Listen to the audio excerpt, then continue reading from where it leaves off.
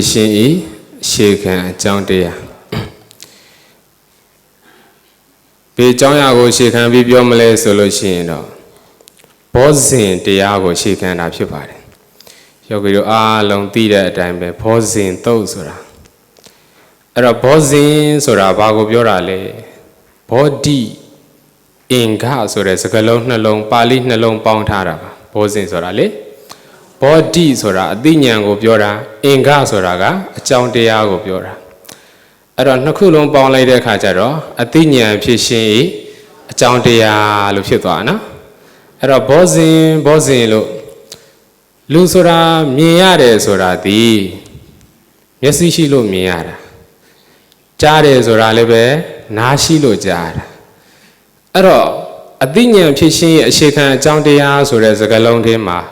ဘာအသိဉာဏ်ကိုပြောတာလဲဆိုလို့ရှိရင်တော့မဉ္ဉဏ်ဖို့ဉဏ်အသိဉာဏ်ကိုပြောတာဖြစ်ပါတယ်တာမန်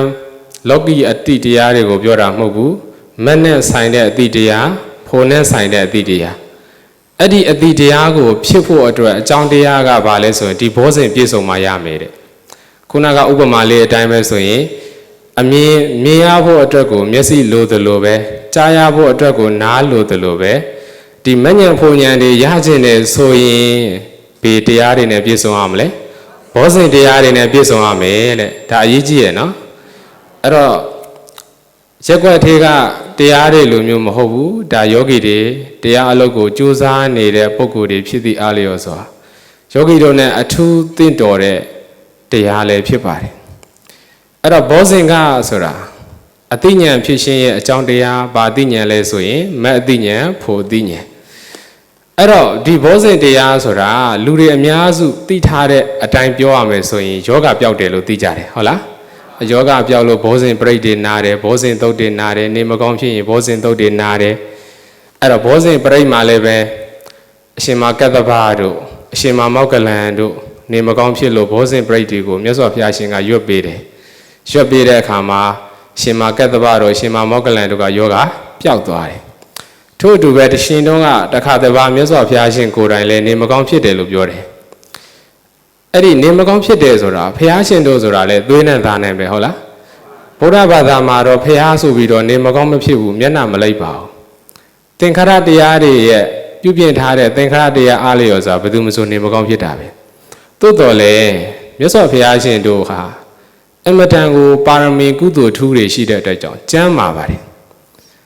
ကျမ်းမာတယ်တာမန်လူတွေထက်အများကြီးကျမ်းမာတယ်ဘယ်လိုလုပ်သိနိုင်တယ်လဲဆိုလို့ရှိရင်ဒုက္ခရာစရိယကျင့်ခဲ့တော့ကဒုမြတ်စွာဘုရားရှင်ဟာတာမန်လူတွေမလုံးနိုင်တဲ့အလုပ်တွေလုပ်ခဲ့တယ်ရှောင်းနှစ်လုံးလုံးအစာရေစာပြက်ခံပြီးတော့ကျင့်ခဲ့တဲ့အခါမှာရင်ဘတ်ပိတ်သားကိုပွဲလဲလို့ရှိရင်နောက်ကျောရိုးကိုထိတယ်တဲ့ခန္ဓာကိုယ်မှာအသွေးတွေအသားတွေခန်းလျှောက်သွားတယ်အကျောနဲ့အယိုးပဲကြံတယ်အဲ့ဒီအနေထားအထိကိုဘုရားရှင်ကကြိုးစားခဲ့တာမန်လူတွေဆိုလို့ရှိရင်အဲ့ဒီအနေထားမှာဘလို့မှနလန်ထူနိုင်စရာအကြောင်းမရှိဘူးဟုတ်လားသို့တော့ဒုမြတ်စွာဘုရားရှင်ကအာဟာရလေးကိုတလားနှစ်လောက်မှီဝဲလက်ယုံနဲ့တော့ငကိုအသားရည်ပြန်ရတယ်နောက်ပြီးလို့ရှိရင်ဘုရားရှင်တို့မှာခန္ဓာကိုယ်ပိုင်းဆိုင်ရာလည်းပဲပြည့်စုံတယ်လို့ပဲစိတ်ဓာတ်ပိုင်းဆိုင်ရာလည်းအမတန်မှပြည့်စုံပါတယ်ဘုရားရှင်ပြိဋိဘံစံခါနီးမှာအလုံးသိကြတဲ့အတိုင်းဝမ်းသွေးတန်တဲ့ယောဂဖြစ်တယ်အဲ့ဒီယောဂကအဲ့ဒီအသက်ကိုယ်တွေနှုတ်ယူနှောက်တဲ့အထီကိုစွမ်းအားကြီးပါတယ်ဒါပေမဲ့မြတ်စွာဘုရားရှင်ကဆင်ခြင်တယ်တပိဿဝကတွေကိုလည်းပြိဋိဘံဆံရမယ့်အကြောင်းကိုမပြောရသေးဘူးပြီးလို့ရှိရင်ဘုရားရှင်ကြွတန်းဝင်နိုင်မဲ့သာဝကတွေဆိုတာလည်းရှိနေသေးတယ်အဲ့လိုရှိနေသေးတာဖြစ်တဲ့ကြောင့်ဘုရားရှင်ကအဲ့ဒီယောဂကို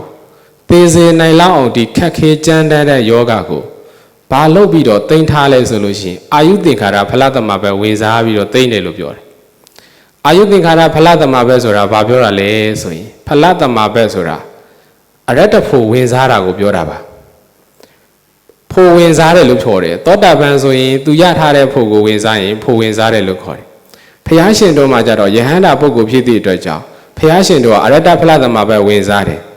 ပြီးရင်ဘုရားရှင်နဲ့အတူအရတ္တဖလသမပဲနဲ့အတူလောကီဘက်မှာစွမ်းအားအမြင့်ဆုံးဖြစ်တဲ့ဇန်တရားတွေလည်းတွေးပါလာတယ်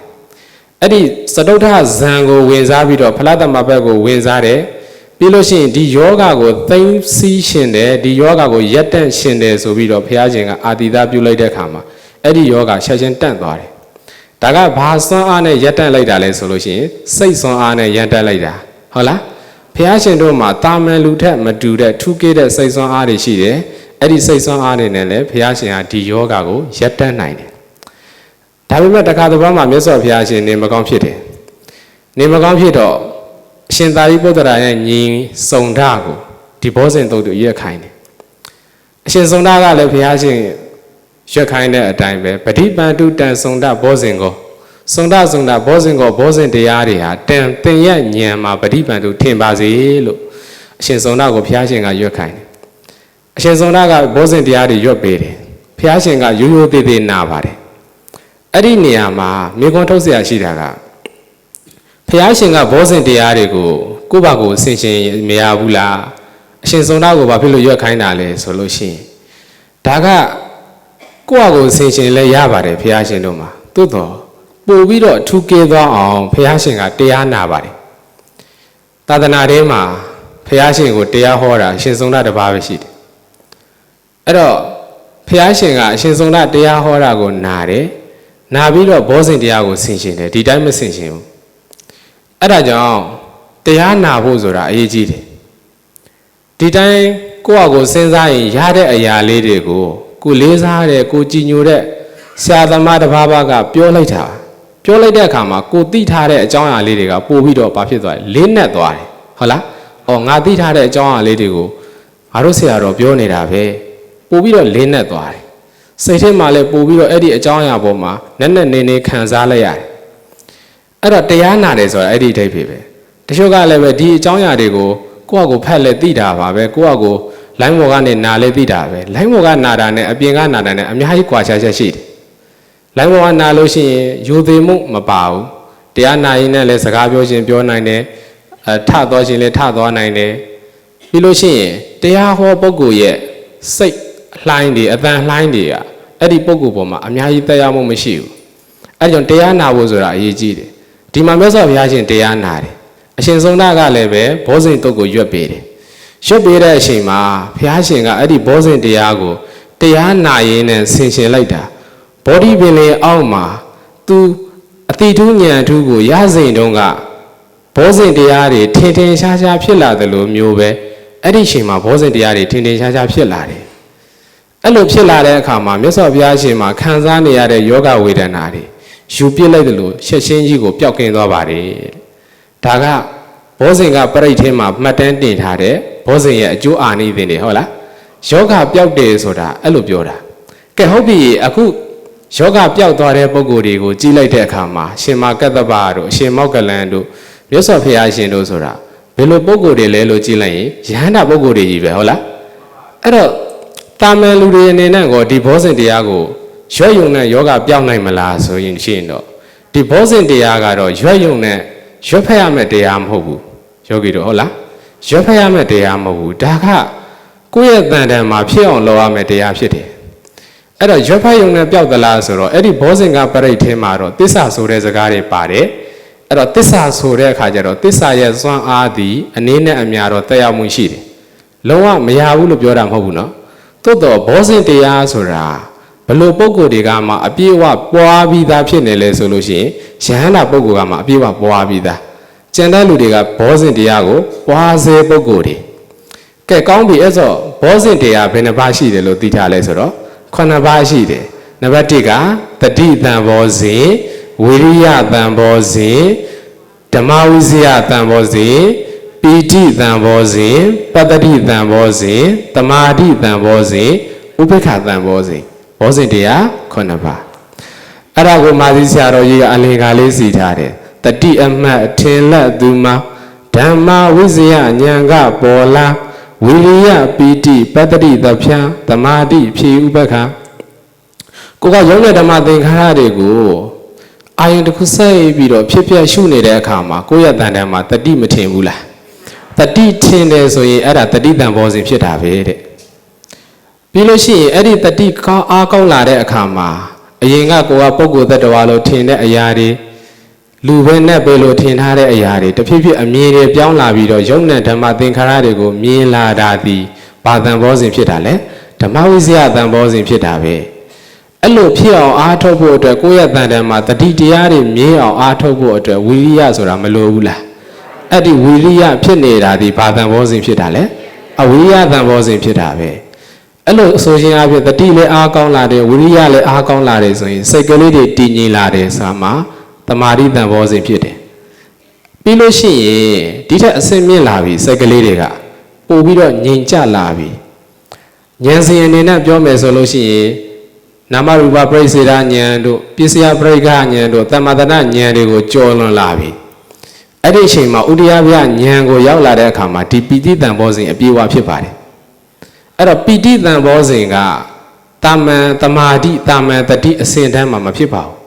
ဟုတ်တယ်နော်ဘေးအခိုက်အတန့်မှာအပြည့်အဝဖြစ်လဲဆိုလို့ရှိရင်တော့ဥဒိယဗျဉာဏ်လို့ခေါ်တဲ့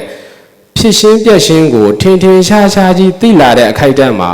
ပီတိတန်ဘောစဉ်အပြည့်အဝဖြစ်ပါတယ်အဲ့ဒီအချိန်မှာဘာဖြစ်လာလဲဆိုရအောင်ကိုယ့်ရဲ့ခန္ဓာကိုယ်ထဲမှာမကောင်းတဲ့ရုပ်တွေအစားကောင်းတဲ့ရုပ်တွေအစားထိုးလာတယ်ဟုတ်တယ်နော်သိပ္ပံပညာတွေစမ်းသပ်ထားတာရှိတယ်ခန္ဓာကိုယ်မှာဆဲလေးတွေကအစားထိုးနေတယ်လို့ပြောတယ်မဟုတ်လားဗုဒ္ဓဓမ္မနဲ့ပြောမယ်ဆိုလို့ရှိရင်ရုပ်တရားတွေကတစ်ခုပြီးတစ်ခုဖြစ်လိုက်ပြက်လိုက်အဲ့တော့ရုပ်ထဲမှာကစိတ်တစားရုပ်ရှိတယ်ကံတစားရုပ်ရှိတယ်ဟုတ်လားကံကြောင့်ဖြစ်တဲ့ရုပ်ရှိသလိုစိတ်ကြောင့်ဖြစ်တဲ့ရုပ်ရှိတယ်ကိုယ့်ရဲ့တဏ္ဍာထဲမှာဒီပီတိဆိုတဲ့တရားတွေဖြစ်ပေါ်လာပြီဆိုရင်စဉ်းစားကြည့်ယောဂီတို့စိတ်တစားရုပ်တွေဟာအလုံးအလွန်ကိုကောင်းမနေဘူးလားအလုံးအလွန်ကိုကောင်းနေတဲ့အခါမှာကိုယ့်ရဲ့တဏ္ဍာမှာဖြစ်ပေါ်လာတဲ့တခြားရုပ်တရားတွေတနည်းအားဖြင့်ပြောမယ်ဆိုရင်ဆဲတွေကလပ်စည်းတွေကအဆိုးတွေအစားထိုးလာမလားအကောင်းတွေအစားထိုးလာမလားအဲ့ဒါဒီဒါပီတိတန်ဘောစဉ်ယောဂပျောက်တယ်ဆိုတာအဲ့ဒီအခိုက်အတန့်မှာပျောက်တာဖြစ်ပါတယ်နားလည်နော်အဲ့တော့အနည်းဆုံးပီတိတန်ဘောစဉ်ဖြစ်တယ်ကိုယ့်ရဲ့တန်တန်မှာပီတိတွေနဲ့တခါတလေခန္ဓာကိုယ်ကမြေကြီးနဲ့မထိသလိုမျိုးပုတ်ပါနေတဲ့အခါတွေရှိတယ်တမာတိတွေရလာတဲ့အခါမှာလေလမ်းလျှောက်နေတာတော့မှခြေထောက်နဲ့မြေကြီးမထိသလိုတရားထိုင်နေဆိုရင်တနာရီ2နာရီ3နာရီအသာလေးထိုင်နေတယ်ပြီးရင်လူကလည်းတအားကိုလမ်းဆန်းနေတယ်ပုတ်ပါနေတယ်ဝမ်းသာနေတယ်ပီတိတွေပတ္တိတွေတကိုယ်လုံးနှွှမ်းရှုံနေတဲ့အခါတွေရှိတယ်အဲ့လိုတာမန်ယောဂတွေကအဲ့ဒီခိုက်တန်းမှာပျောက်ပါတယ်သို့တော့တချို့ယောဂတွေရှိတယ်ကင်ဆာတို့တော်တော်ကြီးကြီးမားမားယောဂတွေကကြတော့ဒီပီတိနဲ့သူကယောဂနဲ့ကရေနဲ့မင်းလိုပဲယောဂအားကြီးတယ်ဆိုရင်ပီတိကအားကောင်းဖို့လိုတယ်ဟုတ်တယ်နော်မင်းကအားနေတယ်ဆိုရင်ရေကအားကြီးတယ်ဆိုရင်အဲ့ဒီရေကမင်းကိုညှိနိုင်တယ်ယောဂကအားနေနေတယ်ပီတိကအားကြီးတယ်ဆိုရင်အဲ့ဒီယောဂကိုအဲ့ဒီပီတိကအမြင့်ပြတ်ရှည်ဖြတ်နိုင်တယ်ဒါပေမဲ့ယောဂအားကြီးတယ်ပီတိကတိတ်ပြီးတော့မဖြစ်ဘူးကိုယ်တန်တယ်မှာမဖြစ်ဘူးဆိုရင်ယောဂကိုတော်ရုံနဲ့တွန်းမလှန်နိုင်ဘူးဟုတ်လားအဲ့တော့ဘောဇင်ရလို့အဲ့ဒါယောဂပျောက်တယ်ဘောဇင်ပွားလို့ယောဂပျောက်တယ်ဆိုတာထက်တရားအားထုတ်ရင်းနဲ့ကိုယ်တန်တယ်မှာပီတိတန်ဘောဇင်ပတ္တိတန်ဘောဇင်ဖြစ်လာတဲ့အခိုက်အတန့်မှာယောဂပျောက်တယ်ဆိုရင်အဲ့ဒါကပို့ပြီးတော့မှန်ကန်ပါတယ်ဒါတရားအနေနဲ့ကြားတယ်လို့ပြောရနော်နောက်ဆုံးဖြစ်တဲ့ဥပိ္ပခတန်ဘောဇင်ကြတော့ဘေးခိုက်တန့်မှာဖြစ်လဲဆိုလို့ရှိရင်အများစုကဒီဥဒိယဘယဉာဏ်ကိုကျော်လွန်သွားတဲ့အခါမှာသင်္ခါရုပ္ပကဉာဏ်ဆိုတာဖြစ်တယ်ဒါကဥစဉ်ကစာအနေနဲ့ပြောနေတာဖြစ်ပါတယ်တရားအားထုတ်နေတဲ့ပုဂ္ဂိုလ်တွေအနေနဲ့ကတော့ဒါဘေးတရားရလို့နှာမြတက်เสียရမလို့ဟုတ်လားစိတ်ကလေးတွေငြိမ်ကျသွားတယ်ဖြစ်ရှင်းပြည့်ရှင်းအပေါ်မှာဒီအာယုံမစိတ်เสียရမလို့ပဲနဲ့သူ့အလိုလိုမှတ်နိုင်သွားတယ်ဆိုရင်အဲ့ဒါဥပိ္ပခဖြစ်နေတယ်လို့ခေါ်ပါတယ်အာယုံစိတ်เสียရမလို့သူ့အလိုလိုဖြစ်ရှင်းပြည့်ရှင်းကိုမှတ်နေတယ်သူ့အလိုလိုပေါ်နေတယ်ဆိုရင်အဲ့ဒါဒီဥပိ္ပခတန်ဘောဇင်ဖြစ်နေတာပဲဟုတ်လားအဲ့တော့ဆိုရင်ဘောဇင်9ပါးအကြောင်းကိုဒါအကျဉ်းချုပ်လေးပြောပြတာဖြစ်ပါတယ်အဲ့တော့အဲ့ဒီဘောဇင်9ပါးအထက်မှာပထမဆုံးဘောဇင်ကဘာလဲတတိတန်ဘောဇင်အဲ့ဒီတတိတန်ဘောဇင်ကိုဦးဇင်းအကျဉ်းရှင်းပြပေးမယ်အဲ့ဒီတတိတန်ဘောဇင်မှာဘာရှိလဲဆိုလို့ရှိရင်သူကတတိမှာလက္ခဏရတပြစ္ဆုတ်ထံပဋ္ဌထံဆိုပြီးတော့3ခုရှိတယ်သူကဘေးအရာဝတ္ထုမဆိုတဘာဝတရားတိုင်းမှာသူ့အထေကိုဆိုတာရှိတယ်ရှင်းအောင်ပြောရမယ်ဆိုရင်ပထဝီဆိုပါဆိုပထဝီဆိုရင်မာခြင်းပျော်ခြင်းသူ့ရဲ့အထေကိုပဲသူ့ရဲ့လက္ခဏာပဲဟုတ်လားဆိုပြီးလို့ရှိရင်သူကအာဘောဆိုရင်အယိုစီးတဲ့သဘောတွေကသူ့ရဲ့လက္ခဏာပဲတေဇောဆိုရင်ပူတယ်အေးတယ်ဆိုတာလေသူ့ရဲ့လက္ခဏာပဲ အဲ့တော့ဘေးအရာဝတ္ထုမှာမဆိုအဲ့လိုသူလက္ခဏာတွေသူရှိတယ်အခုတတိမှာလည်းလက္ခဏာရှိတယ်လေတတိရဲ့လက္ခဏာကဘာလဲဆိုရင်ဥပဌာဏလက္ခဏာတတိသည်ဥပဌာဏလက္ခဏာအာယုံကိုရှေ့ရှုတည်နေခြင်းလက္ခဏာရှိတယ်ဟုတ်လားတတိဆိုတာအာယုံကိုရှေ့ရှုနေတယ်အာယုံဘယ်နားမှာရှိလဲဘယ်နားမှာပေါ်လဲပေါ်တဲ့ဖက်ကိုစိတ်ကဘာဖြစ်သွားလဲတတိကညွတ်နေရတယ်အဲ့ဒါတတိရဲ့လက္ခဏာပဲနောက်တတိရဲ့လက္ခဏာတစ်ခုကဘာလဲဆိုရင်အပိလပ္ပနာလက္ခဏာတတိသည်အပိလပ္ပနာလက္ခဏာမပေါ်ရှင်းမမျောရှင်းလက္ခဏာရှိတယ်ရေကန်ထဲမှာဘောလုံးလေးတစ်လုံးလေထိုးပြီးတော့ပြစ်ချလိုက်အဲ့ဒီဘောလုံးလေးဟာရေကန်ထဲမှာမြုပ်သွားမလားပေါ်နေမလားပေါ်နေမယ်ပေါ်နေုံသာမကဘူးအဲ့ဒီလေတိတ်တဲ့ဖက်ကိုသူကရွေ့နေမယ်တတိဆိုတာဒီလိုမဖြစ်ရဘူးလေအပိလပ္ပနာလက္ခဏာလေးလံတဲ့ကြောက်ခဲတစ်လုံးကိုရေထဲကိုပြစ်ချလိုက်တဲ့အခါမှာရေထဲကိုစုံစုံနစ်မြုပ်သွားတယ်လို့ပဲအာယုံတစ်ခုကိုတွေးပြီဆိုတာနဲ့အဲ့ဒီတတိကအဲ့ဒီအာယုံပေါ်မှာကတ်နေရမယ်မြုပ်နေရမယ်ဒါသူ့ရဲ့လက္ခဏာနော်အာယုံတစ်ခုကိုတွေးလို့ကိုကအဲ့ဒီအပေါ်မှာလွင့်သွားတယ်စိတ်တွေပြက်လွင့်သွားတယ်ဆိုရင်အဲ့ဒါတတိရဲ့လက္ခဏာမပြည့်စုံတော့ဘူးတဲ့တတိရဲ့လက္ခဏာချွတ်ယွင်းသွားတယ်အဲ့ဒါကသူ့ရဲ့လက္ခဏာလို့ခေါ်ပါတယ်သူ့ရဲ့ရာသရှိတယ်ရာသဆိုတာကိစ္စကိုပြောတာကိစ္စဆိုတာအလုပ်ကိုပြောတာတတိမှာအလုပ်ရှိတယ်တတိကဘာအလုပ်တုံးဆိုလို့ရှိရင်အတ္တမောဒနာရတမမေရှင်ဟာသူ့ရဲ့အလုပ်ပဲတဲ့ဟုတ်လားတတိဆိုတာမမေ့ရဘူးဘေးရာကိုမှတတိကမေ့လို့မရဘူးမမေ့အောင်သူကဘာလုပ်နေရလဲကြင့်နေရတာသိနေရတာအဲ့ဒါတတိရဲ့အလုပ်ပဲနောက်ဆုံးဖြစ်တဲ့ပစ္စုထံဆိုတာတရားအထုတ်နေတဲ့ယောဂီရဲ့ဉာဏ်ထဲမှာထင်ရှားလာတဲ့တရားကိုပစ္စုထံလို့ခေါ်ပါတယ်အဲ့ဒီတတိရဲ့ပစ္စုထံဆိုတာဘာလဲဆိုလို့ရှိရင်ဝိတ္တယဘိမုခိဘာဝပစ္စုပ္ပဒါနာဝိတ္တယဘိမုခဆိုတာပါဠိလိုမြန်မာလိုပြောမယ်ဆိုရင်အာယုံဘက်ကိုရှေ့ရှုနေတာဘေးရန်ကိုစောင့်ရှောက်တဲ့လူကဘေးအန္တရာယ်ရှိတဲ့ဘက်ကိုမျက်နှာမမူရဘူးလားအစာကောက်တဲ့ကြက်ကလေးတွေအစာရှိတဲ့ဘက်ကိုမျက်နှာမမူရဘူးလားအဲ့လိုမျက်နှာမူသလိုပဲတဲ့ဒီတတိသည်အာယုံရှိတဲ့ဘက်ကိုအမြဲတမ်းမျက်နှာမူထားရတယ်ဟုတ်တယ်နော်အာယုံရှိတဲ့ဘက်ကိုအမြဲတမ်းမျက်နှာမူထားရတယ်မဟုတ်ရင်ဒီတတိကလွတ်သွားလိမ့်မယ်ယောဂီရဲ့ဉာဏ်ထဲမှာလည်းဒီလိုပဲထင်တယ်အော်ငါတတိဖြစ်နေတယ်တတိတန်ဘောစဉ်ဖြစ်နေတယ်ဘယ်လိုသိလဲအော်ငါအာယုံရှိတဲ့ဘက်ကိုပဲ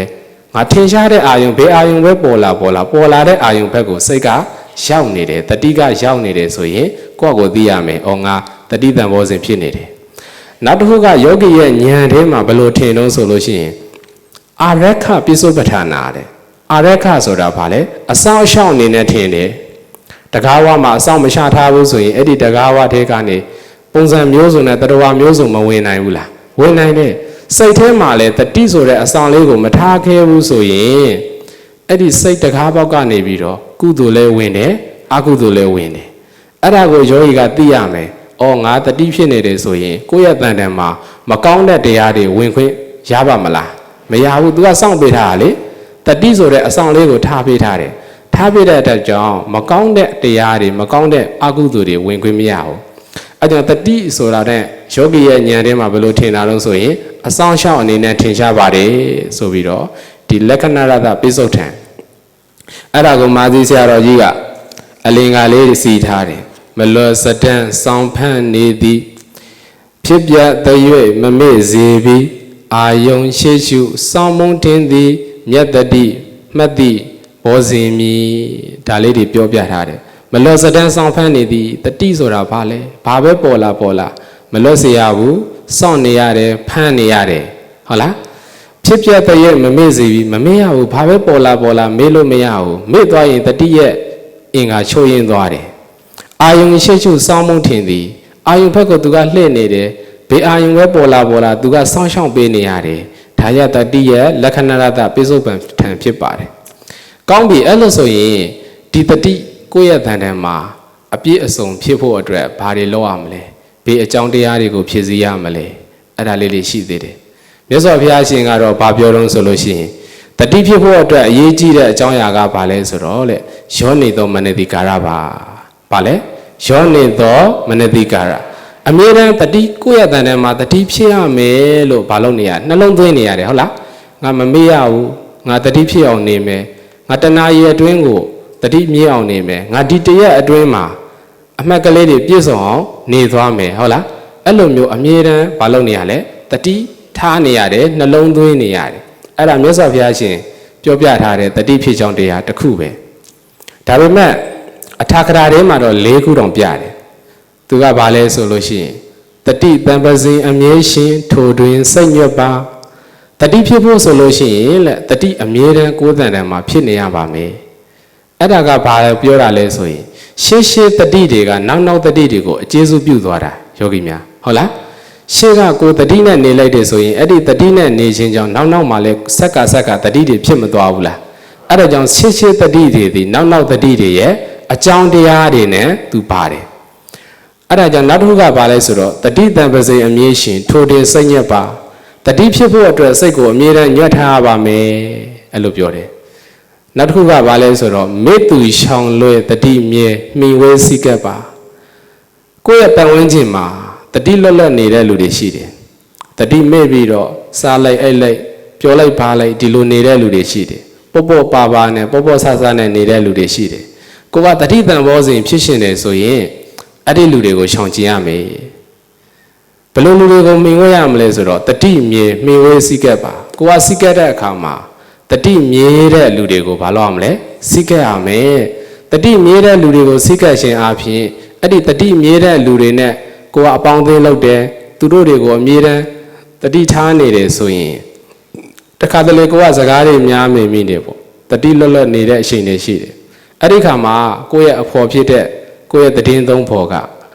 တတိလေးနဲ့လှုပ်ရှားနေတာတွေ့တဲ့အခါမှာကိုကလည်းငါလည်းတတိနဲ့နေရပါမလားဆိုတဲ့အတွေ့လေးဝင်းလာတယ်ဟုတ်လားပို့ပြီးတော့လှုပ်ဖြစ်သွားတယ်ပို့ပြီးတော့ကြိုးစားဖြစ်သွားတယ်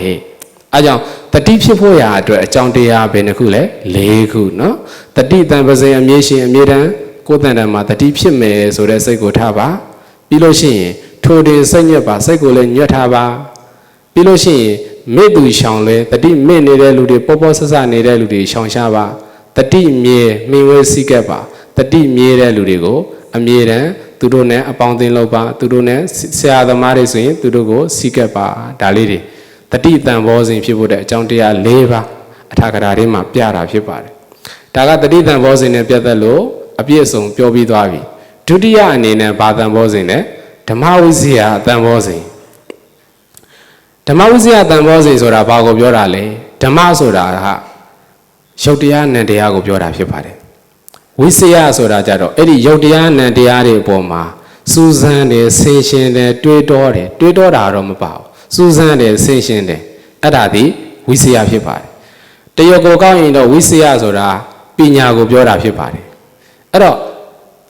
စာထဲမှာကတော့ကုသိုလ်အကုသိုလ်လို့ဖွင့်တယ်သို့တော်လည်းပဲယောဂီတို့စဉ်းစားကြည့်စမ်းပါကိုကဉာဏ်လေးတွေနဲ့ဆင်ရှင်းတယ်ပိုင်းခြားတယ်စူးစမ်းတယ်ဆိုတာကုသိုလ်အကုသိုလ်တရားကြီးပဲမဟုတ်ဘူးဟုတ်လားရုပ်တရားကိုလည်းကိုကမစူးစမ်းရဘူးလားတရားအထုတ်တဲ့အခါမှာရုပ်တရားကိုလည်းစူးစမ်းရတယ်နံတရားကိုလည်းစူးစမ်းရတယ်အဲကြောင့်ဓမ္မဝိဇ္ဇာတန်ဘောစဉ်မှာစာအတိုင်းမသွားဘဲနဲ့ဓမ္မအရာရုပ်တရားနံတရားဝိဇ္ဇာစူးစမ်းတယ်ဆင်ခြင်တယ်ဆိုတာအဲ့ဒီရုပ်တရားနံတရားတွေကိုပိုင်းခြားတယ်စူးစမ်းတယ်ဆင်ခြင်တာဖြစ်ပါတယ်ကဲကောင်းပြီတတိမှာပြောခဲ့သလိုပဲဓမ္မဝိဇ္ဇာတန်ဘောစဉ်မှာလည်းပဲလက္ခဏာရတပိစုထံဆိုပြီးတော့၃ခုရှိတယ်ဓမ္မဝိဇ္ဇာတန်ဘောစဉ်ရဲ့လက္ခဏာကဘာလဲပဝိသနနာလက္ခဏာဓမ္မဝိဇ္ဇာတန်ဘောစဉ်ကိုဓမ္မဝိဇ္ဇာတန်ဘောစဉ်ကိုဓမ္မဝိဇ္ဇာတန်ဘောစဉ်သည်ပဝိသနနာလက္ခဏာစူးစမ်းခြင်းခွေရှားခြင်းလက္ခဏာရှိတယ်ဟုတ်လားအာယုံလေးတွေကိုသူကဘာလုပ်နေရလဲစူးစမ်းနေတယ်ခွေရှားနေတယ်မြင်မှုတစ်ခုပေါ်လာပြီဆိုရင်အဲ့ဒီမြင်မှုအပေါ်မှာစူးစမ်းတယ်ခွေရှားတယ်ဉာဏ်လေးတွေဟုတ်လားအဲ့ဒါကငါမြင်တာကဘာကိုမြင်တာလဲပုဂ္ဂိုလ်ကိုမြင်တာဟုတ်ရဲ့လားတတ္တဝါကိုမြင်တာဟုတ်ရဲ့လားအမြဲတမ်းဘာလုပ်နေရလဲစူးစမ်းတယ်ဆင်ရှင်းတယ်အဲ့ဒါပဝိဇ္ဇနနာလက္ခဏာဖြစ်ပါတယ်ဒုတိယအနေနဲ့သူရဲ့ရသကဘာလဲဆိုရင်ဝိတယောဘာသာရတဝိတယောဘာသာရတဆိုတာယုံနံတွေရဲ့သဘောမှန်ကိုထင်ရှားအောင်ပြတာဖြစ်ပါတယ်ဘာနဲ့တူလဲဆိုလို့ရှိရင်အမှောင်ထဲမှာဓမင်းလေးထွန်းလိုက်တဲ့အခါမှာကိုယ့်ရဲ့ပတ်ဝန်းကျင်ကအရာတွေကိုရှင်းရှင်းလင်းလင်းမမြင်ရဘူးလားကိုကဘယ်နားမှာခလုတ်သေးရှိတယ်ဘယ်နားမှာရှောက်ရှိတယ်ဘယ်နားမှာဖြင့်စူးတွေရှိတယ်ကိုသွားလို့ရှိရင်ဘယ်လမ်းကနေသွားရင်ပို့ပြီးတော့လမ်းမှန်ကိုရောက်မယ်ဆိုတာကိုဒီအလင်းရောင်လေးကထင်ရှားပြတယ်ဟုတ်လား ဒီဓမ္မဝိဇ္ဇာတန်ဘောစဉ်ဆိုတာအဲ့ဒီအတိုင်းပါပဲအာယုံရဲ့အမှန်တရားကိုသူကထင်ရှားပြတယ်အရင်တော့ကတော့ဒါအဝိဇ္ဇာတရားတွေဖုံးလွှမ်းနေလို့လူပုဂ္ဂိုလ်တ attva လို့ကိုကထင်နေတယ်ဟုတ်လားဓမ္မဝိဇ္ဇာတန်ဘောစဉ်ဖြစ်လာတဲ့အခိုက်မှာကြတော့အဲ့ဒီကိုကအရင်ကထင်နေခဲ့တဲ့ပုဂ္ဂိုလ်တ attva တွေထင်သေးလားမထင်တော့ဘူးသူ့ရဲ့အမှန်တရားကိုထင်ထင်ရှားရှားကြီးမြင်လာတာမဟုတ်လားပုဂ္ဂိုလ်တ attva လို့ငါတစ်ချိန်လုံးကထင်ခဲ့တာပဲဒါလေးတွေမဟုတ်ဘူးပုဂ္ဂိုလ်တ attva မဟုတ်ဘူးပဲဒါပြောင်းလဲနေတဲ့အရာတွေဖောက်ပြန်နေတဲ့အရာတွေတစ်ချိန်လုံးဒါတွေစီးဆင်းနေတဲ့မြေတစင်းလိုပဲဟုတ်လားတစ်ချိန်လုံးပြောင်းလဲနေတဲ့အရာတွေပါလားဆိုတာဒီဓမ္မဝိဇ္ဇာတန်ဘောစဉ်အခိုက်အတန့်မှာထင်ထင်ရှားရှားသိသွားတယ်ဟုတ်လားအဲ့ဒါဒီအာယုံရဲ့အမှန်တရားကိုဘာလုပ်ပေးရလဲထွန်းပြပေးတယ်အလင်းရောင်ပေးသလိုပဲရှင်းရှင်းပြောရမယ်ဆိုလို့ရှိရင်မြင်တဲ့အခါမှာယောဂီတို့ဒါတွေကယောဂီတို့သိပြီးသားတွေကိုထက်ကတည်းလေးပြောနေရတာဖြစ်ပါတယ်ဘာဖြစ်လို့လဲဆိုတော့ဒီပြင်မပြောဘဲနဲ့တခြားရပြောရင်ရှိရင်လေဒါကတရားနဲ့မဆိုင်တဲ့အကြောင်းအရာတွေဖြစ်သွားမှာပေါ့နော်အဲ့တော့စဉ်းစားကြည့်ပါမြင်တဲ့အခါမှာမြင်တဲ့အာယုံရဲ့ပြီးလို့ရှိရင်မြင်တဲ့အခါမှာစက္ခုပဒါဒရဲ့ရူပါယုံရဲ့စက္ခုဝိညာဉ်ရဲ့သုံးခုဖြစ်မသွားဘူးလားဖြစ်တာကဒီသုံးခုပြင်တခြားဘာဖြစ်လဲဘာမှမဖြစ်ဘူးဟုတ်လားဘာမှမဖြစ်ဘူးအဲ့ဒါကိုအမှန်တရားပဲအဲ့ဒါကအမှန်တရားပဲမြင်တဲ့အခါမှာဒီသုံးခုဖြစ်တယ်ဆိုတာအမှန်တရားပဲအဲ့ဒီအမှန်တရားကိုကြော်လွန်ပြီးတော့လူတွေကဘယ်လိုပြင်သွားတယ်လူကိုမြင်တယ်ယောက်ျားကိုမြင်တယ်မိန်းမကိုမြင်တယ်ပုဂ္ဂိုလ်ကိုမြင်တဲ့တော့ဒီလိုမြင်သွားဘူးလားဒါကအာရုံရဲ့အမှန်တရားကိုသူကဘာလုပ်ထားလဲဖုံးကွယ်ထားတာတနည်းအားဖြင့်ပြောမယ်ဆိုရင်အမှောင်ထဲမှာသင်္ကောက်ကိုလည်းလူလို့ထင်တဲ့အခါထင်တယ်ဟုတ်လားသင်္ကောက်ကိုလည်းလူလို့ထင်တဲ့အခါထင်တယ်အသေးရဲလို့ထင်တဲ့ပြီးတော့ကြောက်တဲ့အခါလည်းကြောက်တာပ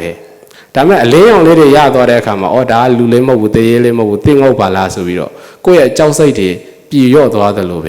ဲဒါအာရုံရဲ့အမှန်တရားကိုရှင်းရှင်းလင်းလင်းကြီးသိသွားတဲ့အခါမှာငါအရင်တော့ကထင်ခဲ့တဲ့ဟာတွေအရင်တော့ကငါကြောက်ရွံ့ခဲ့တဲ့ဟာတွေအရင်တော့ကငါအထင်မှားနေခဲ့တဲ့ဟာတွေတခုမှမဟုတ်ပါလားဒါကငါမြင်နေခဲ့အခုမြင်နေတာကမှတကယ်အမှန်တရားပါလားဆိုတာကိုဓမ္မဝိဇ္ဇာတန်ဘောစဉ်အခိုက်မှာဘာဖြစ်လာလဲသိလာတယ်ရှင်းရှင်းလင်းလင်းသိလာတာဖြစ်ပါတယ်နောက်တစ်ခုကကြတော့အတ္တမောဒနာယတာအတ္တမောဒနာရတဆိုတာကတွေ့ဝေမှုခင်ရှင်းရှင်းသိသည်မာစီဆရာတော်ကြီးကစီးထားတယ်လင်္ကာလေးတွေ့ဝေမှုခင်ရှင်းရှင်းသိသည်အာယုံရဲ့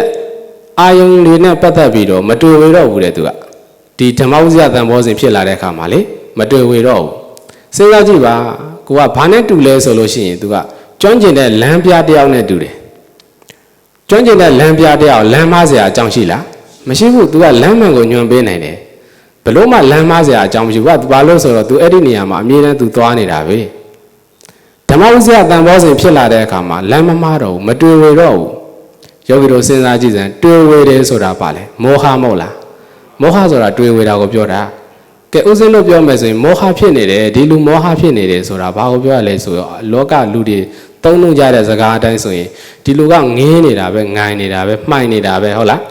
းငင်းနေတယ်ငိုင်နေတယ်မှိုင်နေတာကိုသူကဘာဖြစ်လို့ပြောလဲမောဟဖြစ်တယ်လို့ပြောရနော်တကယ်မောဟကတော့ဒါမဟုတ်ဘူးဥစဉ်လို့လူတယောက်ကိုမြင်လို့လူလို့ထင်လိုက်တာဒီဒါဘာဖြစ်သွားမောဟဖြစ်သွားတာနော်မောဟဖြစ်သွားတာအမှန်တရားကိုသူကဘာဖြစ်သွားလဲဖုံးလွှမ်းပလိုက်တာမဟုတ်လားအဲ့ဒါကိုတွေ့ဝေလို့ခေါ်တယ်အဲ့ဒါကဥစဉ်ဒီမေးလောင်မင်းနဲ့လောင်စာတရားထဲမှာဒီအကြောင်းအရာကိုအသေးစိတ်ပြောဘူးတယ်မင်းစစ်တစ်ပါးလောင်တယ်ဆိုတာလူတိုင်းသိရနော်အဲ့ဒီမင်းစစ်တစ်ပါးထဲမှာအမြဲတမ်းလောင်နေတဲ့မိဘာမင်းလည်းသိလားဒီမောဟမင်းပဲဟုတ်တယ်နော်လောဘမင်းဆိုတာလည်းအမြဲတမ်းမလောင်ဘူးဒေါသမင်းဆိုတာလည်းအမြဲတမ်းမလောင်ဒီမောဟမင်းကအမြဲတမ်းလောင်တယ်ခုနေပဲမျက်လုံးလေးဖွင့်ကြည့်လိုက်လို့ဟုတ်လားတရားဟောတဲ့ဘုန်းကြီးကိုဘုန်းကြီးလို့မြင်သွားရင်ဘာဖြစ်သွားပြီလဲသူကမောဟမင်းလောင်ပြန်ပြီနော်မောဟမင်းလောင်ပြန်ပြီ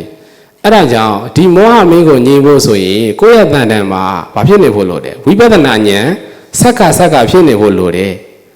အဲ့ဒါကြောင့်မြတ်စွာဘုရားရှင်ကဒိဋ္ဌိဒိဋ္ဌမတ္တံဆိုတာသာသနာထဲမှာအလွန်ထင်ရှားတဲ့ဝိပဿနာစကားလုံးကြီးဟုတ်လား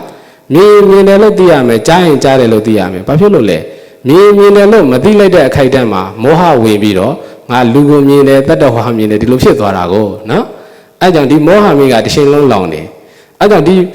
ဓမ္မဝိဇ္ဇာတန်ဘောစဉ်ဖြစ်လာပြီဆိုရင်တဲ့ဒီမောဟဆိုတဲ့ဒီတွေ့ဝင်မှုဒီအမှန်တရားကိုဖုံးကွယ်ထားမှုတွေကိုအမြင့်ပြတ်ရှင်းလင်းပြနိုင်တယ်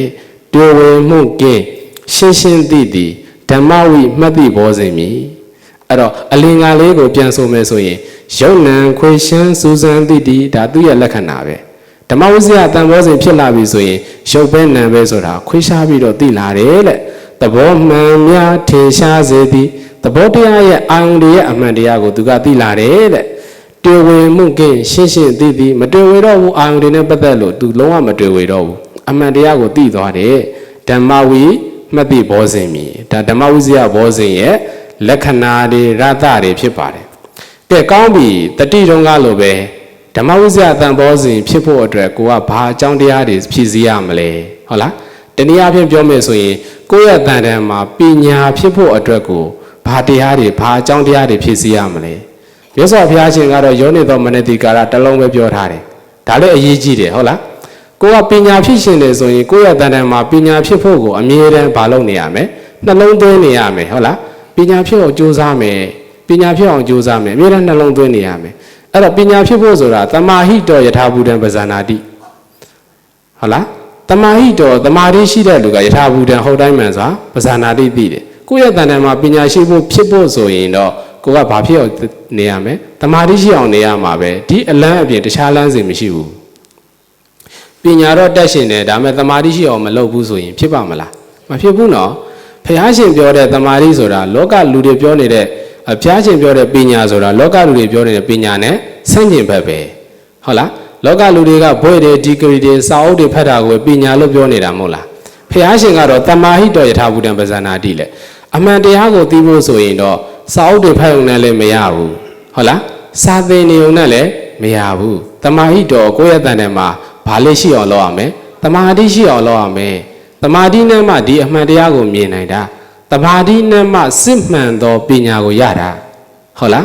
တမာတိမပါဘဲနဲ့စစ်မှန်သောပညာကိုရပါမလားမရဘူးတဲ့အဲ့တော့ဒီလိုမျိုးနှလုံးသွင်းနေရမယ်ကိုယ့်ရဲ့တန်တယ်မှာပညာဖြစ်အောင်လုပ်ရမယ်ပညာဖြစ်ဖို့ဆိုရင်တမာတိဖြစ်ဖို့လိုတယ်တမာတိဖြစ်ဖို့ဆိုရင်လည်းဘာလို့ဖြစ်လဲတတိကလည်းရှိမှရမယ်အကုန်လုံးတရားဆိုတာခွင်းဆက်ဖြစ်နေတာနော်တခုကိုဖြစ်ကျင့်လိုက်တာနဲ့ကြံတဲ့အတရားတွေကအလိုလိုပြည့်စုံပြီးသွားဖြစ်သွားတယ်ယောဂီတို့ဥစဉ်ပြောနေတာဘောဇဉ်တရားကိုပြောနေတဲ့အတွက်ကြောင့်ဘောဇဉ်နဲ့ပတ်သက်လို့ရှင်းပြနေတာပါမဂ္ဂင်တရားကိုပြောရင်တခုပြောနေတဲ့ဘောဇဉ်တရားမှာပါတဲ့တရားတွေဒီမဂ္ဂင်ဖြစ်သွားမှာဟုတ်လားအင်္ဒရေကိုပြောရင်အင်္ဒရေဖြစ်သွားမှာဘိုးအကြောင်းကိုပြောရင်ဘိုးဖြစ်သွားမှာဟုတ်လားတရားတွေဟာဒီတရားတွေကြီးပဲဒါတွေကိုထက်ခတ်တယ်လေအသိပေးနေရတာမမေ့သွားအောင်လို့ဟုတ်လာ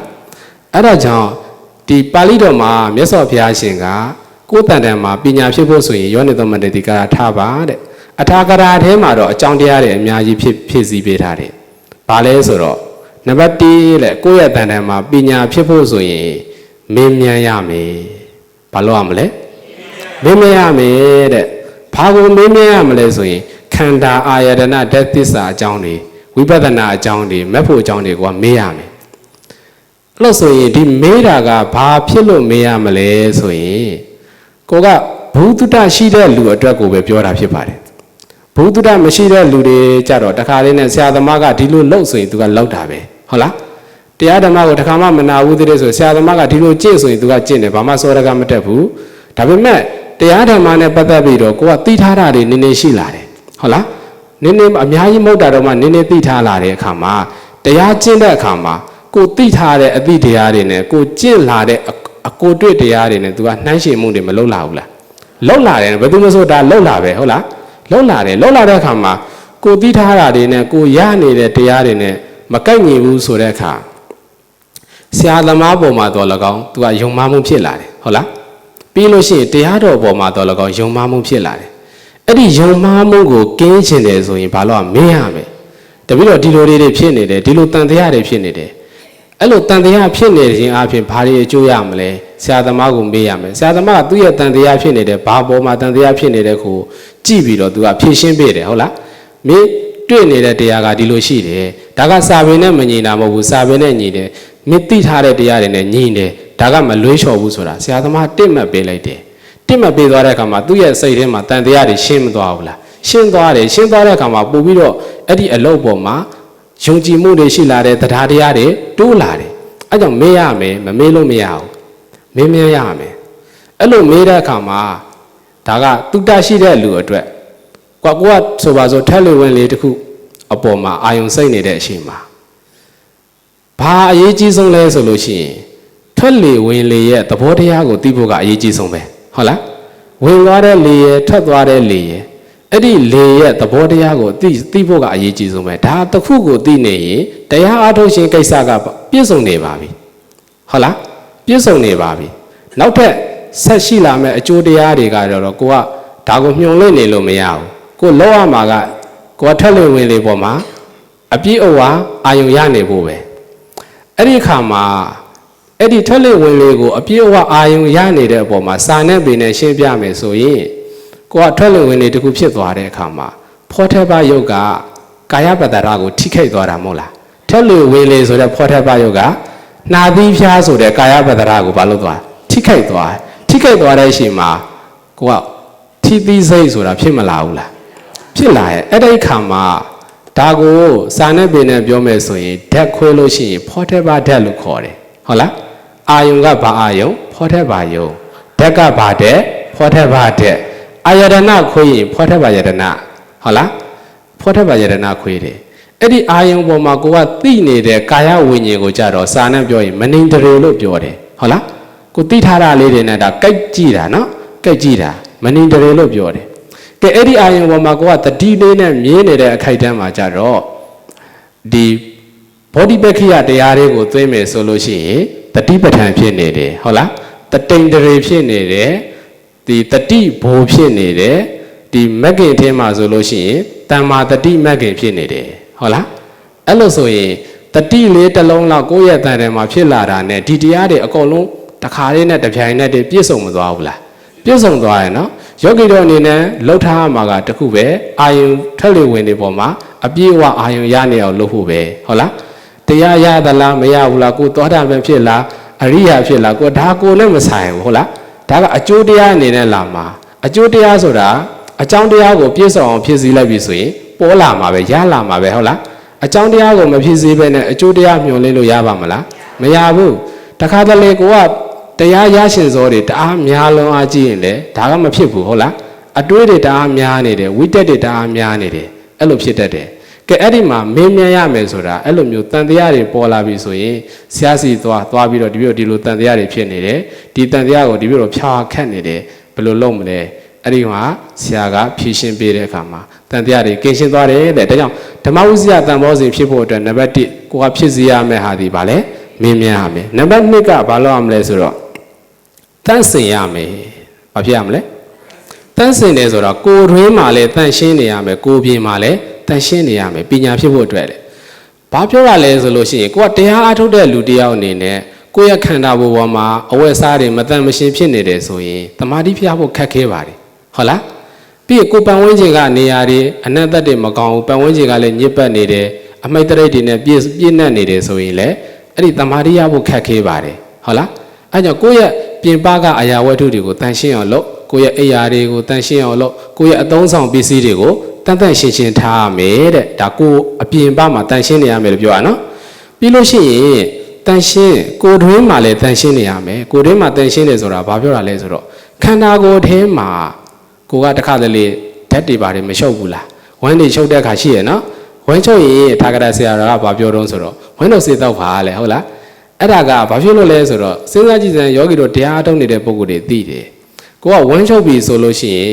်အဲ့ဒီဝမ်းထဲကအာတွေကအုံနောက်ကိုသွားပြီးတော့ထိုးတယ်ဟုတ်လားတမာတိကိုအများကြီးအနောက်ရှက်ပေးတယ်အဲ့ကြောင့်တရားအားထုတ်ဖို့အကောင်းဆုံးအခိုက်အတန့်ကိုမြတ်စွာဘုရားရှင်ရှင်းပြတဲ့အခါမှာပါစကဝမ်းမီကောင်းတဲ့အရွယ်ဖြစ်ရမယ်တဲ့ဟုတ်လားပါစကဝမ်းမီဆိုတာဘာဖြစ်လို့ပါစကဝမ်းမီကောင်းရမယ်လို့ဘုရားကပြောတယ်လဲဆိုတာဒီပါစကဝမ်းမီကအရေးကြီးတာတရားအားထုတ်တဲ့အခါလေအရင်အရေးကြီးတယ်ဘာဖြစ်လို့လဲဆိုတော့အစားအသောက်ကိုနည်းနည်းပဲစားပြီးတော့တရားအားထုတ်ခန္ဓာကိုယ်ဗိတ်ထဲမှာလိဟာနေတယ်အညစ်အကြေးတွေကင်းရှင်းနေတယ်ဆိုရင်တမာတိတည်ဖို့အတွက်အထောက်ပံ့ပေးပါတယ်နော်အဲကြောင့်ကိုယ်တွင်းမှာလည်းစင်ကြယ်ရမယ်ကိုယ်ပါမှာလည်းစင်ကြယ်ရမယ်အညစ်အကြေးတွေအကုန်လုံးရှင်းထားပြီးလို့ရှိရင်အားလုံးတန်ရှင်းလှုပ်ထားပြီးတော့လုပ်ရမယ်ဒါအရေးကြီးတယ်ဒါဓမ္မပဒထေကတာရကတခုဦးစင်းရှင်းပြမယ်ပုတိကာယတိတ်တမထေဆိုတာကြားဖို့တဲ့လူလေးရှိလိမ့်မယ်တကူလုံးမှာဝေးကြီးနာပေါက်ပြီးတော့လေခန္ဓာကိုယ်ကြီးမှာအပေါက်တွေဖြစ်သွားတယ်အဲ့ဒီယဟန်ကိုအဲ့ဒီသင်္ကန်းတွေဝတ်ထားတဲ့သင်္ကန်းတွေဆိုရင်လည်းပဲသူကခန္ဓာကိုယ်နဲ့ကတ်သွားတာခွာလို့ကိုမလွယ်တော့ဘူး ပြုစုမဲ့ယဟန်တွေကလည်းမရှိဘူးသူကိုအကုန်လုံးပြစ်ထားရတယ်ပေါ့အဲ့ဒီချိန်မှာမြတ်စွာဘုရားရှင်က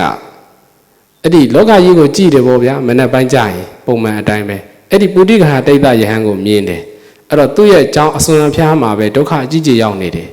ဒါနဲ့မြတ်စွာဘုရားရှင်ကကြောင်းတိုက်ကိုလှစ်လေသလိုပါလို့နဲ့အဲ့ဒီဘက်ကိုရောက်သွားတယ်အဲ့ဒီယဟန်ကိုမြင်တာနဲ့ဘုရားရှင်ကနောက်ပါအာနန္ဒာကိုပြောတယ်အာနန္ဒာရေသွားခတ်လိုက်အရှင်အာနန္ဒာရေတပုံးခတ်လာခဲ့တယ်မြတ်စွာဘုရားရှင်ကိုယ်တိုင်အဲ့ဒီယဟန်ရဲ့ခန္ဓာကိုယ်တွေကသင်္ကန်းကိုခွာတယ်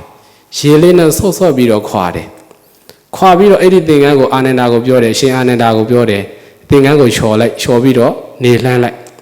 ်ပြီးလို့ရှိရင်မြတ်စွာဘုရားရှင်ကိုယ်တိုင်အဲ့ဒီယဟန်ရဲ့ခန္ဓာကိုယ်ကအညစ်အကြေးကိုအဝတ်စလေးနဲ့သုတ်သင်ပေးတယ်ဒါသာသနာထဲမှာတော်တော်ထင်ရှားတဲ့ပရာယောက်တစ်ခုဖြစ်ပါတယ်ဟုတ်လားအဲ့လိုသုတ်သင်ပေးလိုက်ခြင်းအပြင်အဲ့ဒီယဟန်ဟာခန္ဓာကိုယ်ထဲမှာအညစ်အကြေးတွေကင်းစင်သွားတယ်နေကနဲ့ပူတွေနဲ့တူပါတယ်အဲ့ဒီလှမ်းထားတဲ့သင်္ကန်းဟာလည်းမကြာမီမှာပဲလျှောက်သွားတယ်အဲ့ဒါအရှင်အာနန္ဒာကသင်္ကန်းလျှောက်ပြီးဆိုတော့သင်္ကန်းယူလာတယ်မြတ်စွာဘုရားရှင်ကသူ့ကိုအဲ့ဒီခြောက်နေတဲ့သင်္ကန်းနဲ့ပတ်ပေးတယ်ကိုယ်ပေါ်ပတ်ပေးတယ်အဲ့ဒီခါကြာမှအဲ့ဒီယဟန်ဟာစိတ်ကလေးတွေငြိမ်သက်လာတယ်လေတမာတိလေးတွေရလာတယ်ပတရှင်တော့သူ့ရဲ့ခန္ဓာကိုယ်မှာအစည်းတွေနဲ့ကပ်နေတဲ့အချိန်မှာမြတ်စွာဘုရားရှင်တရားဟောလဲသူတရားတမာတိရမှာမဟုတ်ဘူးတမာတိတက်မှာမဟုတ်ဘူးဘာဖြစ်လို့လဲဆိုတော့ခန္ဓာကိုယ်မှာမတန်ရှင်းတာလေအဲ့တော့အခုတန်ရှင်းသွားပြီခန္ဓာကိုယ်တန်ရှင်းသွားပြီတမာတိလေးရလာတယ်အဲ့ဒီကကြာမှမြတ်စွာဘုရားရှင်ကသူ့ကိုတရားဟောတယ်တရားဟောလိုက်တဲ့အခါမှာသူကရှက်ရှင်းကြီးကိုဝိပဿနာဉာဏ်စဉ်တွေတက်ပြီးတော့သူကဇီဝိတသမတိတိလို့ခေါ်တယ်ယဟန္တာပုဂ္ဂိုလ်ဖြစ်သွားတယ်အသက်လည်းရေကိလေသာလည်းကုန်တာနဲ့အသက်ထွက်သွားတယ်အဲ့ဒါကိုဝိချိနားလေတဲ့လူတွေအဘိဓမ္မာသင်ဖို့တဲ့လူသိလိမ့်မယ်အဲ့ဒါကိုဇီဝိတဓမ္မတိတိဝိထိကြတယ်လို့ခေါ်တယ်သူကမရှင်းမနှောင်းဖြစ်သွားတာတပြိုင်တည်းဖြစ်တာမဟုတ်ဘူးကိလေသာကုန်တယ်ဆိုတာအရတ္တမတ်ကိုရသွားနော်အရတ္တမဂ္ဂဝိချိသူတ္တံမှာဖြစ်သွားလို့ကိလေသာရက်သွားတာနဲ့နောက်ထပ်ဆက်လာမဲ့ဝိချိတစ်ခုတည်သုတိဝိချိဖြစ်သွားတယ်ပရိနိဗ္ဗာန်ဆန်သွားတယ်လို့ပြောတာနော်အဲ့ဒါဘာကိုပြောတာလဲကိုယ်ရင်းမှာစင်ကြည်နေရမယ်လို့ပြောတာဒါနှစ်ချက်ရှိသွားပြီနော်နောက်တစ်ခုကဘာလဲဆိုလို့ရှိရင်ညီမျှရမယ်ဘာညီမျှရမလဲဆိုတော့အိန္ဒြေညီမျှရမယ်ပညာဖြစ်ဖို့ဆိုရင်လေအိန္ဒြေညီမျှရမယ်တဲ့ဘာအိန္ဒြေလဲဆိုလို့ရှိရင်ယောဂီတို့သိတယ်အိန္ဒြေ၅ပါးရှိတယ်မဟုတ်လားတတ္တာရဲ့ဝီရိတတိရဲ့ဝီရိယသမာဓိပညာအိန္ဒြေ၅ပါးရှိတယ်ကိုယ့်ရဲ့တန်တန်မှာပညာဖြစ်ဖို့ဆိုရင်ဒီအိန္ဒြေ၅ပါးညီမြင်ရမယ်အိန္ဒြေဆိုတာအစိုးရကိုပြောတာအစိုးရတယ်တဲ့ဘာကိုအစိုးရလဲဆိုတော့တတ္ထာသည်ယုံကြည်မှုမှာအစိုးရတယ်နော်သီလသည်ဝီရိယသည်လုံလအားထုတ်မှုမှာအစိုးရတယ်ဆိုပါစို့အိမ်တအိမ်မှာဆိုလို့ရှိရင်ယောက်ျားဖြစ်တဲ့လူကအပြင်ထွက်ပြီးစီးပွားရေးတွေလုပ်တယ်ဟုတ်လားအဲ့ဒီအပေါ်မှာငွေကြေးတွေကိုရှာကြံပေးတယ်ဆိုတော့အဲ့ဒီအပေါ်မှာ तू ကအစိုးမရဘူးလားအိမ်မုန်းကိစ္စတွေအဝါဝါတွေကိုကြတော့အိမ်သူဖြစ်တဲ့လူကအစိုးရတယ်အတုခန္ဓာနဲ့ तू အစိုးရတာပေါ့နော်အဲ့ဒါကိုခေါ်တယ်ကဲအဲ့လိုဆိုရင်ဒီ၅ချက်ထဲမှာဘေတရားတွေကညီမျှဖို့လိုလဲဆိုလို့ရှိရင်တတ္တာနဲ့ပညာညီမျှရမယ်တဲ့ဟုတ်လားတတ္တာဆိုတာယောဂီတို့အားလုံးသိတယ်ယုံကြည်မှုကိုပြောတာဟုတ်လားပညာဆိုတာကြတော့အသိပညာကိုပြောတာတတ္တာနဲ့ပညာဟန်ရှက်မညီဘူးဆိုရင်ဘာဖြစ်လာလဲဆိုတော့တရားကများနေပြီးတော့ပညာကနည်းနေလို့ရှိရင်တွေ့ကြရလျှောက်ယုံတော့တာပဲဟုတ်လားတွေ့ကြရလျှောက်ယုံတယ်ဟိုလိုပြောလဲယုံလာပဲဒီလိုပြောလဲယုံတာပဲအဲ့လိုယုံတဲ့အခါမှာပညာကမပါတော့ဘူးပညာတဲ့မပါတဲ့အခါမှာလမ်းမားကို तू သွားနေလို့သွားနေမှလည်းမသိတော့ဘူးဟုတ်လားတခါတတ္တာကနေပြီးတော့ပညာကလွန်ကင်းပြန်ရင်လေ तू ကဘာလုပ်နေတယ်ရှောက်ပြီးတော့အကုန်တွေးနေတော့တာပဲဟုတ်လားတွေးနေတော့တာပဲစူးစမ်းနေတဲ့ဆင်ရှင်နေတော့တာပဲအမှန်တကယ်ကြတော့တကယ်ပညာကမလွန်ပါဘူးယောဂီတို့သူတို့အခုစူးစမ်းနေတယ်နော်တရားအားထုတ်ဖို့ကြတော့ तू ကပြောတယ်တရားအားထုတ်เสียမလိုပါဘူးဟုတ်လားကုသိုလ်လုပ်เสียမလိုပါဘူးစိတ်ကုသိုလ်ဆိုတာစိတ်မှာဖြစ်တာပါအဲကြောင့်စိတ်နဲ့လှုပ်လိုက်ရင်ရပါပြီဟုတ်လားတရားအားထုတ်တယ်ဆိုတာလေစိတ်နဲ့အားထုတ်လိုက်ရင်ရပါပြီဒီလိုပြောတဲ့လူတွေကလည်းရှိသေးတယ်အဲ့ဒါဒီစဉ်းစားတွေးခေါ်မှုဘာလုပ်နေရလဲလွန်ကဲနေတာဟုတ်လားလွန်ကဲနေတယ်အဲ့ဒါဒီတကယ်ပညာမဟုတ်ဘူးတကယ်ပညာကမလွန်ဘူးအဲ့ဒါစဉ်းစားဆင်ခြင်တာဝိတ္တဝိဇာရဖြစ်နေတာပဲအဲ့တော့ဘာဖြစ်လာတော့ဆိုလို့ရှိရင်စိတ်ထဲမှာအလှကြီးပေးလိုက်ရင်ဒါနမြောက်တယ်လို့ဖြစ်လာတယ်ဟုတ်လားစိတ်နဲ့အလှလုပ်ရင်ဒါနမြောက်တယ်လို့ဖြစ်လာတယ်အဲ့လိုမျိုးတွေပြောတာတွေဟောတာတွေဖြစ်လာတဲ့အခါကျတော့ဒါပညာလွန်ကဲနေတာအဲ့တော့သက်တာနဲ့ပညာကိုဟန်ချက်ညီအောင်ထားနေရမယ်ကိုယ်ယုံကြည်မှုရှိအောင်လဲ လောက်အောင်ပဲပြီးလို့ရှိရင်တစ်ဖက်မှာလည်းပဲကိုယ့်ရဲ့အသိဉာဏ်ကိုလည်းလွှတ်မပြည့်နဲ့ဟုတ်လားအသိဉာဏ်ကိုလည်းစင်ရှင်တုံတရားတွေနဲ့ထားပြောသမျှမယုံနဲ့တွေးတောရမယ်စဉ်းစားမယ်ဆင်ရှင်းရမယ်ဒါလေးတွေကိုလည်းလိုအပ်တယ်နောက်တစ်ခုကဘာနဲ့ညီရမလဲဆိုလို့ရှိရင်ဝီရိယနဲ့သမာဓိညီမျှရမယ်ဟုတ်လားကဲဝီရိယဆိုတာအာထုတ်တာကိုပြောတာသမာဓိဆိုတာစိတ်တည်ကြည်တာကိုပြောတာဒီနှစ်ခုညီမျှဖို့အရေးကြီးတယ်လေတရားအာထုတ်တဲ့အခါမှာလေအဲ့တော့ဝီရိယနဲ့သမာဓိမညီမျှလို့ဒီပြဿနာတက်ထားတဲ့ဇလန်းတစ်ပုဒ်ရှိပါတယ်မြတ်စွာဘုရားရှင်လက်ထက်ကသောနာဆိုတဲ့ဒီယဟန်တစ်ပါးအကြောင်းအရှင်သောနာကသူကတထေသားတော်တော်ကြီးကိုချမ်းသာတယ်ဘယ်လောက်တော့ချမ်းသာလဲဆိုရင်သူ့ရဲ့ရှေးဘဝမှာအမွှေးတွေတောင်ပေါက်တယ်တဲ့ရှေးဘဝမှာအမွှေးတွေတောင်ပေါက်တယ်သူမြေကြီးတောင်နေဘူးတဲ့ပုံမပေါ်ဘူးဒါနဲ့ရာဇဂိုပြည်ရှင်ဗိမိတရာမင်းကြီးကသောနာဘဝရှေးဘဝမှာအမွှေးတွေပေါက်တယ်ဆိုတာသူကတွေးချင်တယ်တွေးချင်တော့သောနာကိုခေါ်ခိုင်းလိုက်တယ်သောနာရောက်လာတဲ့အခါကျတော့ဗိမိတရာဘုရင်ကလူအကိခက်တော်တော်ကျွမ်းပါတယ်သူကအဲ့ဒီပညာမှာသူတစ်ဖက်ကန့်ခတ်တတ်တယ်သောနာကိုမြင်လိုက်တဲ့အခါမှာအော်ဒီကလေးမစိုးဘူးဒီကလေးဟာဉာဏ်ပညာလေးထက်မြက်ပုံပေါ်တယ်ဒီကလေးဖျားနဲ့တွေ့သွားရင် तू တခုခုထူရှားသွားလိမ့်မယ်ဆိုတာသိတယ်သိတာနဲ့အဲ့ဒီသောနာကိုပြောတယ်ဘုရင်ကဘေဘီဒီဝေလူဝံကျောင်းမှာဖျားရှိတယ်မြတ်စွာဘုရားစီသွားပါတရားတွေနာပါမြတ်စွာဘုရားရှင်ကိုဖူးပါ तू ခိုင်းလိုက်တယ်အဲ့ဒါနဲ့သောနာကလည်းခုနဘုရင်ခိုင်းတဲ့အတိုင်း तू ဖျားကိုသွားဖူးတယ်ဖူးတဲ့အခါကျတော့မြတ်စွာဘုရားရှင်တရားကိုနာတဲ့အခါမှာ तू အတွေးတစ်ခုပေါ်လာတယ်ဘယ်လိုပေါ်လာတော့ဆိုတော့ဒီမြတ်စွာဘုရားရှင်ရဲ့တရားတွေကတဲ့ဒီလူဘဝနဲ့အပြည့်အဝကျင့်ဖို့ဆိုတာမလွယ်ဘူးဆိုတာ तू အတွေးတစ်ခုပေါ်လာတယ်ဟုတ်လားဒီတရားကိုအပြည့်အဝကျင့်ဖို့ဆိုရင်တဲ့ယဟန်ဝတ်မှရမယ်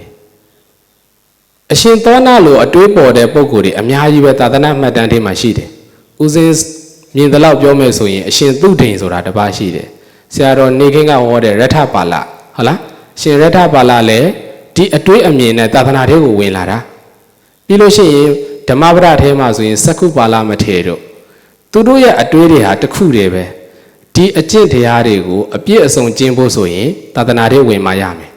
အခုယောဂီတို့အချိန်ပိုင်းလေးအားထုတ်နေတာမဟုတ်လားဒီကပြန်သွားရင်ဒီအလုပ်ကိုအပြည့်အဝအားထုတ်လို့ရသေးလားမရတော့ဘူးเนาะအပြည့်အဝအားထုတ်ဖို့ဆိုရင်အခုဒီမှာရှိတဲ့ယဟန်တော်တွေဆိုရင်အပြည့်အဝအားထုတ်နေရတယ်ဟုတ်လားအချိန်ပိုင်းမဟုတ်တော့ဘူး तू အချိန်ပြည့်အားထုတ်ရှင်လားအားထုတ်လို့ရတယ်ဆွမ်းခတ်သွားစရာလည်းမလိုဘူးလူမှုရေးတွေလုပ်စရာလည်းမလိုဘူးဘာမှလုပ်စရာမလိုဘူးဟုတ်လားအဲ့တော့ဒီတရားကိုအပြည့်စုံအားထုတ်ရှင်ရင်ဒါလုံးမှရမယ်ယဟန်ဝတ်မှရမယ်အဲ့တော့ရှေးခေတ်ကယဟန်တော်တွေရဲ့ပုံစံကြည့်ရတဲ့အခါမှာဦးစင်းအံ့ဩလဲအံ့ဩမိပါတယ်အများစုကတကယ်ကိုရှင်းတာတဲ့ငွေကြေးတွေကိုစွန့်လွတ်ပြီးတော့ဝင်လာကြတာနော်သာသနာတော်ရဲ့တန်ဖိုးကိုသူတို့အပြည့်အဝသိပြီးမှဝင်တာအဲ့ဒီခါမှာကျင့်တဲ့အခါမှာလည်းပဲသူတို့အသေးအံကိုသူတို့ကျင့်တာအရှင်သောနာဆိုရင်သာသနာတော်ကိုရောက်လာတဲ့နေ့ကနေစပြီးတော့အသေးအံကိုသူတို့ကျင့်တာဘယ်လောက်တော့ကျင့်လဲဆိုရင်သူ့ရဲ့ရှေးဖွားကနေသွေးတွေတောင်ထွက်တယ်သူကပုံမှန်ဆိုရင်ရှေးဖွားတွေကနှုံးညံ့လို့အမွှေးတွေတောင်ထွက်နေတာဆိုတော့သာသနာတော်ရောက်လာတဲ့အခါမှာ